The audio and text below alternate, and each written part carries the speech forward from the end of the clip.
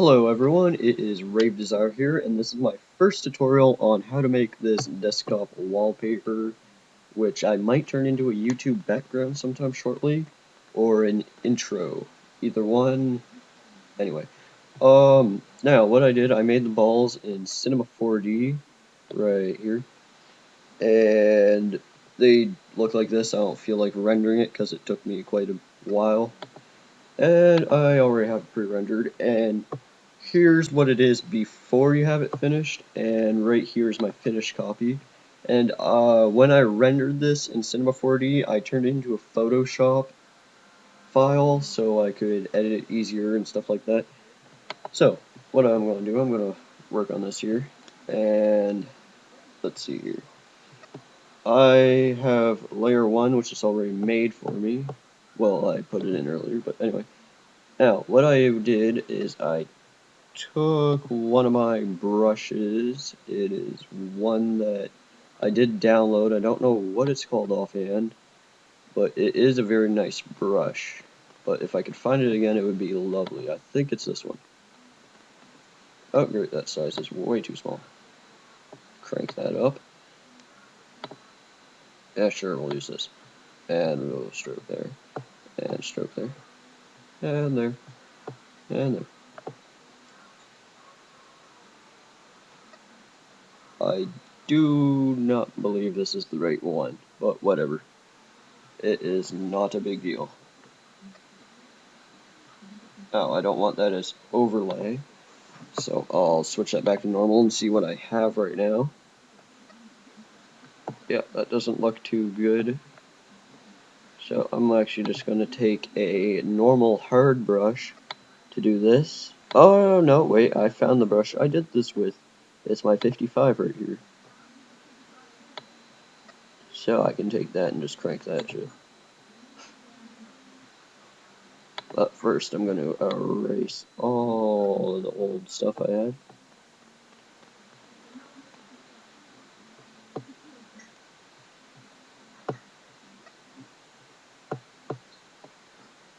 And now I will take my paintbrush tool back, and I'll just go over this. And this brush is more of a foggy sort of cover to your image, which you do want for this. It'll just make it look more finished and glossier, sort of. And you just want to get it so there's not really any of that cloudy edges to it. So you'll just have to fill it up and go over it back and forth a few times. And right now I finished that pretty good. Few spots here and there, but it doesn't have to be perfect. So now that I'm done with that, I will switch the layer to a hard light, if I do remember, yeah, a hard light. So it just kind of overlays over it, or you can actually use a darken, which does work very well. Yeah, for some reason that's going to do that again. I'll have to just quickly go back over that.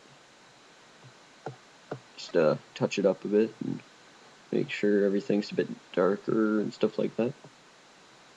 Just give that a second to load since my screen recording really slows down my computer for some reason. I have no idea why, but whatever.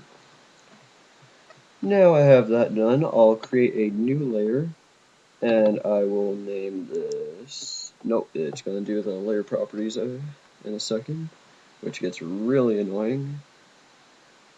Gotta wait for that. Yeah, oh, look, layer style. Damn, I never expected that. Oh, I'll just take a brush here. Not this one, obviously. I'll just take a hard brush. Let's see here. I'll just make that for, yeah, just leave it there. I did not want that color. I just click off so I can get in the way. Now, I'll make this into a blue and a turquoise color background. So I'll take blue for my foreground, and for my background I will take this sort of cyan turquoise-ish color. And for my layer 2 here, I will load the whole page with blue. And you want to do this because for this effect, I guess you could say, it fills up a lot nicer like this. Okay, now that I have that, I will change to my eraser, and I have my fuzzy brush selected. And I'll kind of go from one side, well, top left corner to my bottom right corner, and I'll do this, and just erase this side here. And now I have this sort of half image transferring into the blue, and I'll make a new layer again. And I'll select my paintbrush tool and swap to the other color I had selected. And now I'll fill the whole page up again with that color. And I will do the exact same thing, just going from bottom right to top left this time. Well, yeah, but just the opposite side, so pretty much the same thing. Just want to take the top half away so you can sort of see this bluish area. This is what you want to see. It's not a big deal if you can start seeing the image in between. That's kind of what you want. It knows that you're going to have that nice little effect going on here. And now what you're going to want to do is switch both of these to overlay. And this will give you your effect you will get.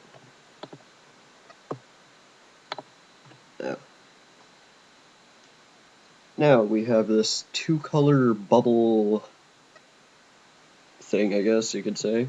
And sometimes you can take the first layer, which was your darkener or whatever the hell you want to call it, and you can put that on top to give it sort of a weird effect like this, but it doesn't look as well. So I usually keep it at the bottom of all the layers, but still over my background. Just put that back down there. So it has this nice bright effect to it. And now you can select your top layer, and you can take your text tool, and for this I will be using the font Neuropolitical. And for the color I'll use white. And I'll just select down here, and I'll just type in whatever.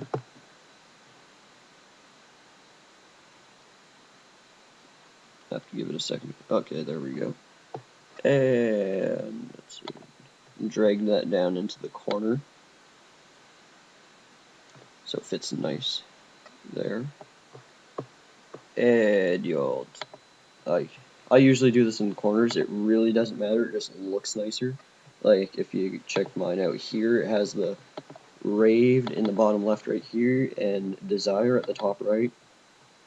And now if I go back to this, I'll just finish putting in the other text area.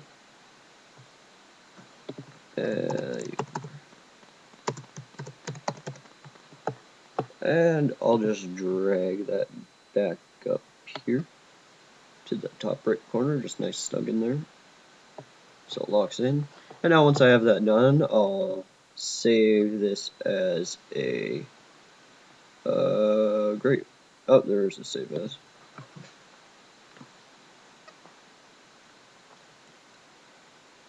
And now while that's low, I'll explain, oh, never mind, I save this as a PSD, I guess. I'll just save it as bubble background template, downloadable, and I'll just save that as a PSD. And I'll save this, yeah, okay, whatever. And now that I have that saved, it is completely done, and I can show how to save this in HD, well not really HD, but very high resolution. You'll click Save As, and you'll go to Format and switch that to a JPEG. I know it's not the best format. You can really use the PNG if you want. I'll use that, and I'll save this. Oh, wait a minute. I don't think I'm supposed to use PNG. No, I'm not. I'm a dumbass. Whatever. Tired. Big deal. I'll save it as a JPEG 2000 or whatever it is, but it really doesn't matter. So I'll just save it as a normal JPEG since I usually do. And it'll come up with this other window here, the JPEG options. And for the image options, you want to turn the quality to 12, or in your little drop down menu, change it to maximum. And your base and your format options, you can change it to baseline optimized, which will make it a lot less, but it will bring down the quality a bit. Progressive, I haven't really used it, so I don't know. You guys can try it out, but I use the baseline standard, and then just click OK, and it will save this as a JPEG. And once you have that done, you can just go to wherever you saved it. I saved it to a folder I have for Photoshop pictures I make. Not many. I usually use something called GIMP because I was used to that, and then I got Photoshop. So now I'll go here and I can just look through this stuff. Let's see. There's my old bubble background, the finished one here, and here's my new one done right here. Let's just see what this looks real quick. I'll just set his desktop background. And this is what it would look like with your text right here, and down here too. Now, I will be posting this up on Mega Upload with a link in the description. Thank you for watching, and I'll have more tutorials coming shortly.